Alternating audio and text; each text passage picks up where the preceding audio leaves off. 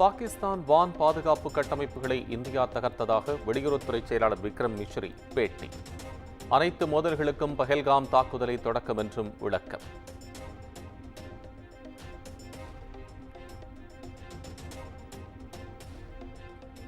இந்தியாவின் நோக்கம் பயங்கரவாதிகளை தாக்குவது மட்டுமே, பொதுமக்களை அல்ல.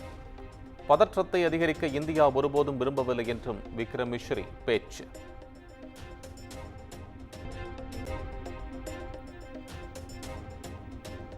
பாகிஸ்தானில் உள்ள எந்த வழிபாட்டு தலங்கள் மீதும் இந்தியா தாக்குதல் நடத்தவில்லை என விக்ரம் மிஸ்ரி விளக்கம். பாகிஸ்தானில் கொல்லப்பட்டவர்கள் அனைவருமே பயங்கரவாதிகள்தான் என்றும் பேட்டி.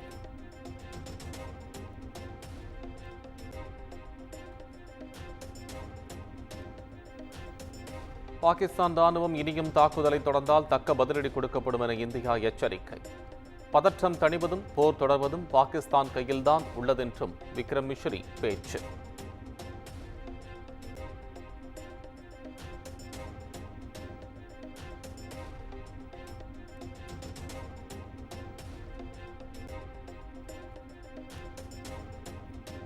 இந்தியாவின் மேற்கு மற்றும் வடக்கு பகுதிகளை குறிவைத்து பாகிஸ்தான் தாக்குதல் நடத்த முயன்றது. 15 இடங்களில் பாகிஸ்தானின் தாக்க முயன்ற நிலையில் அனைத்தையும் இந்திய ராணுவம் முறியடித்ததாக கர்னல் சோஃபியா குரேஷி விளக்கம்.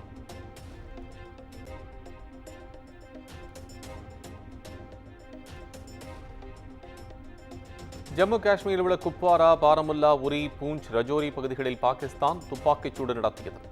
துப்பாக்கிச்சூட்டில் 5 குழந்தைகள், 3 பெண்கள் உட்பட 16 பேர் கொல்லப்பட்டதாக விங் கமாண்டர் வியோமிகா சிங் தகவல்.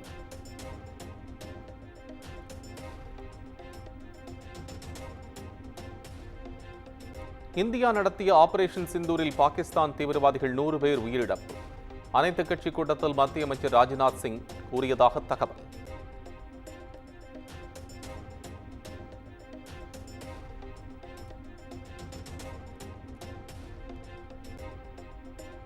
பாகிஸ்தான் தாக்குதல் நடத்தினால் இந்தியா மீண்டும் பதிலடி கொடுக்கும். பாதுகாப்புத்துறை அமைச்சர் ராஜ்நாத் சிங் திட்டவட்டம்.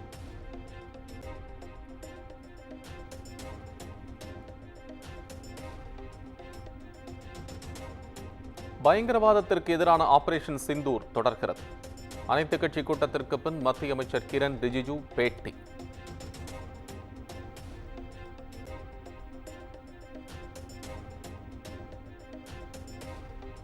பாகிஸ்தானின் எந்தவொரு பழிவாங்கும் நடவடிக்கைக்கும் தக்க பதிலடி கொடுக்கப்படும்.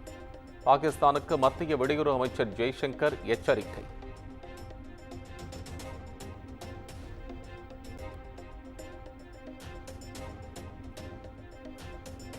பாகிஸ்தானிலிருந்து இந்தியாவுக்குள் ஊடுருவ முயன்றவர் சுட்டுக்கொலை. போர் பதற்றம் நீடிக்கும் நிலையில் பாதுகாப்பு படையினர் அதிரடி நடவடிக்கை.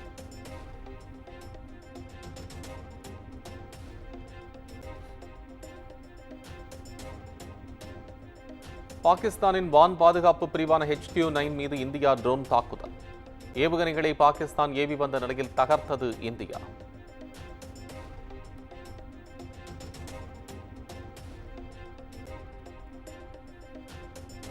பாகிஸ்தானின் ராவல்பிண்டியில் உள்ள கிரிக்கெட் மைதானத்தில் ட்ரோன் தாக்குதல். இன்றிரவு PSL போட்டி நடைபெற இருந்த நிலையில் நடைபெற்ற தாக்குதலால் பதற்றம்.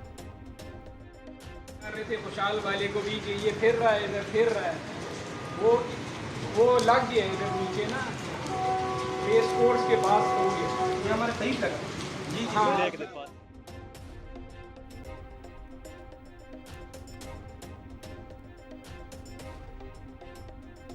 பாகிஸ்தான் சூப்பர் லீக் கிரிக்கெட் தொடர் லாகூர் மற்றும் ராவல்பிண்டியிலிருந்து கராச்சி நகருக்கு மாற்றம். இந்தியாவின் தாக்குதலை கிரிக்கெட் வீரர்கள் உடனே நகரை விட்டு வெளியேறவும் பாகிஸ்தான் கிரிக்கெட் வாரியம் உத்தரவு.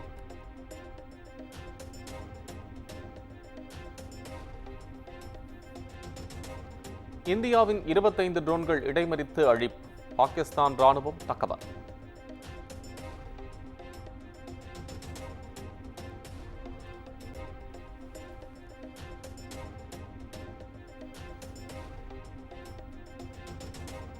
போர் பதற்றம் காரணமாக பாகிஸ்தானுக்கு யாரும் பயணம் மேற்கொள்ள வேண்டாம் என அமெரிக்க வெளியுறவுத்துறை அறிவுறுத்தல். லாகூரில் இருக்கும் அமெரிக்கர்கள் உடனடியாக வெளியேறவும் உத்தரவு.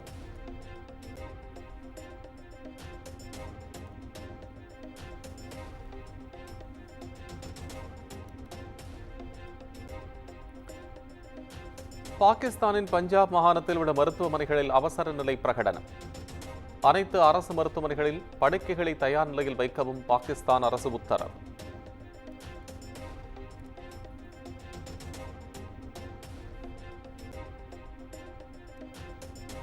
பாகிஸ்தான் படங்களை இந்தியாவில் ஒளிபரப்ப தடை விதித்தது மத்திய அரசு. படங்கள், பாடல்கள், வலைத்தொடர்களை நீக்க OTT உள்ளிட்ட அனைத்து தடங்களுக்கும் அறிவுறுத்தல்.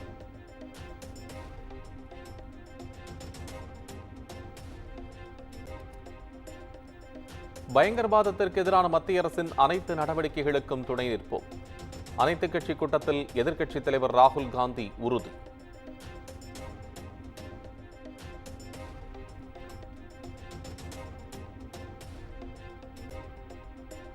பிரதமர் நரேந்திர மோடியுடன் உலக வங்கி தலைவர் அஜய் பங்கா சந்திப்பு. பாகிஸ்தானுக்கான நிதியை குறைக்க ஆசிய வளர்ச்சி வங்கிக்கு மத்திய அரசு கடிதம் எழுதியிருந்த நிலையில் முக்கிய ஆலோசனை.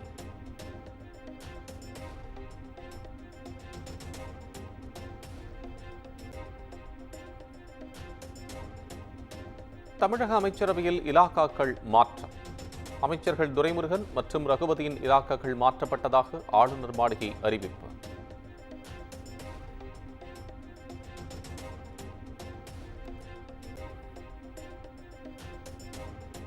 துரைமுருகனிடமிருந்து கனிம வளத்துறையை பறித்த முதலமைச்சர் மு.க.ஸ்டாலின். ரகுபதி கவனித்து வந்த சட்டத்துறை அமைச்சர் துரைமுருகனுக்கு ஒதுக்கீடு.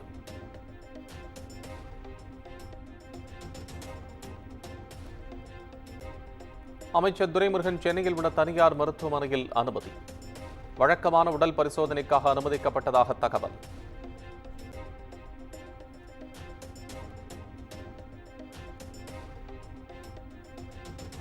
+2 பொதுத் தேர்வு முடிவுகள் வெளியீடு.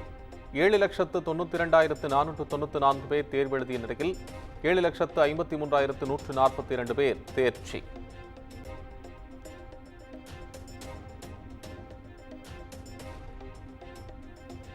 +2 பொதுத் தேர்வில் வழக்கம் போல் இந்த ஆண்டும் மாணவிகளே அதிக அளவில் தேர்ச்சி.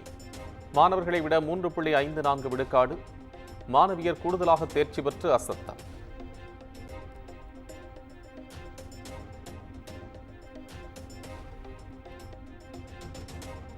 +2 பொதுத் தேர்வில் அதிக தேர்ச்சி விகிதத்தில் அரியலூர் மாவட்டம் முதலிடம். ஈரோடு, திருப்பூர், கோவை, கன்னியாகுமரி மாவட்டங்கள் முதல் 5 இடங்களை முறையே பிடித்தன.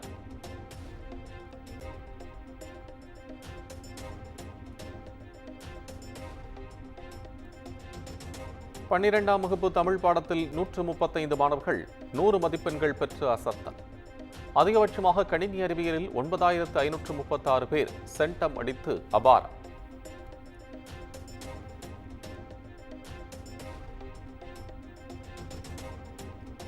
+2 பொதுத் தேர்வில் தேர்ச்சி பெற்ற மாணவர்களுக்கு முதலமைச்சர் மு.க.ஸ்டாலின் வாழ்த்து.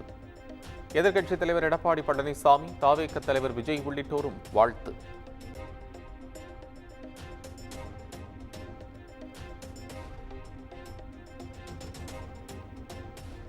சென்னை விமான நிலையத்தில் போர் ஒத்திகை. போர்க்கால பாதுகாப்பு நடவடிக்கைகள் குறித்து பயிற்சி மேற்கொண்ட CISF வீரர்கள்.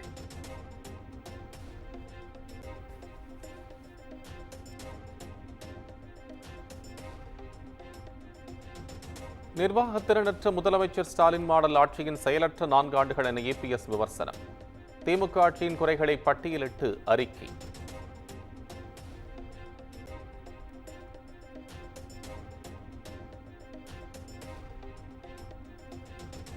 சிவாஜி கணேசன் வீட்டை ஜப்தி செய்த உத்தரவை ரத்து செய்ய சென்னை உயர்நீதிமன்றம் மறுப்பு. மேல்முறையீட்டு மனுவுக்கு ஜூன் 3ஆம் தேதிக்குள் பதிலளிக்க பிரபு மற்றும் ராம்குமாருக்கு உத்தரவு.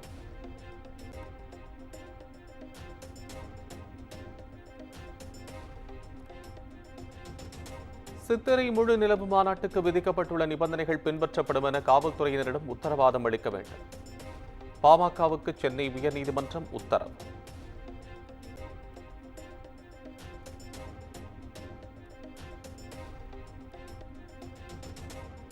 HPCL நிறுவனத்தில் ஏற்பட்டுள்ள தொழில்நுட்ப கோளாறால் எரிபொருள் விநியோகம் தடை. விநியோகத்தை முறையாக மீண்டும் தொடங்க முயற்சிகள் மேற்கொள்ளப்பட்டு வருவதாக விளக்கம்.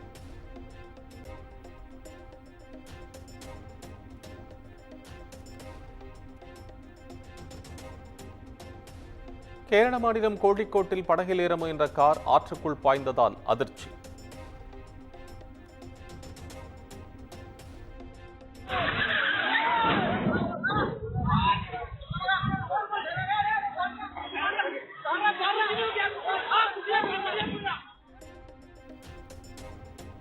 நல்வாய்ப்பாக காரில் இருந்த குழந்தை உட்பட 3 பேர் லேசான காயங்களுடன் மீட்பு.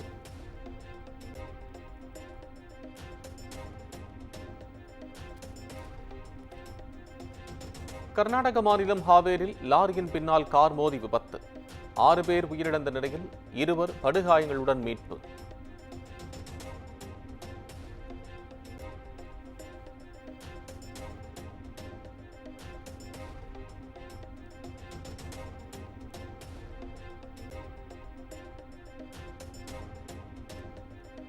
பண விவகாரத்தில் சிக்கிய நீதிபதி யஷ்வந்த் வர்மாவை பணி நீக்கம் செய்ய வேண்டும்.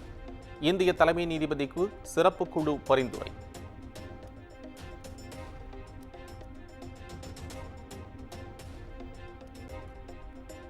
தொடர் மழையால் காஷ்மீரின் பாக்லிஹார் சலால் அணையிலிருந்து நீர் திறப்பு.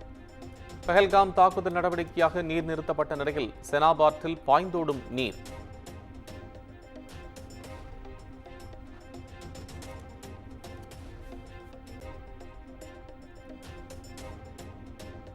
ஜம்மு காஷ்மீரின் ராம்பன் மாவட்டத்தில் பல இடங்களில் மீண்டும் நிலச்சரி. ஜம்மு ஸ்ரீநகர் தேசிய நெடுஞ்சாலை மூடல்.